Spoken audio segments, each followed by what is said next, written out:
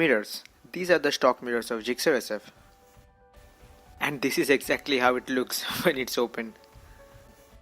Now this thing is too wide for my taste and almost looks like a scarecrow when it's open.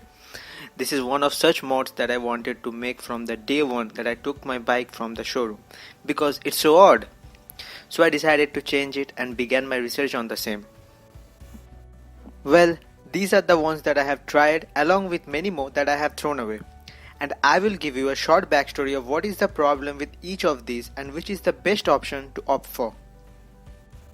Starting our list with the mirrors of Pulsar 220. This is a common choice for many SF owners. I tried it too and I was not happy with it at all. They look very short and the worst part is visibility.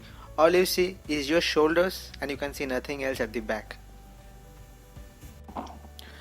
Alright, this part is very interesting. This one is a custom made mirror by me. In this one, the plastic part that holds the reflector of the mirror is stock one, but the rods are different of the aftermarket ones.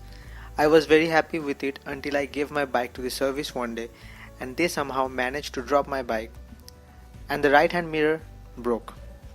Well, that is a story for another day. Let's move on for today. I got my bike back and we will try something new today. Without further ado, let's begin. Hey guys, please consider subscribing to this channel if you like my effort and motivate me by giving a thumbs up to this video.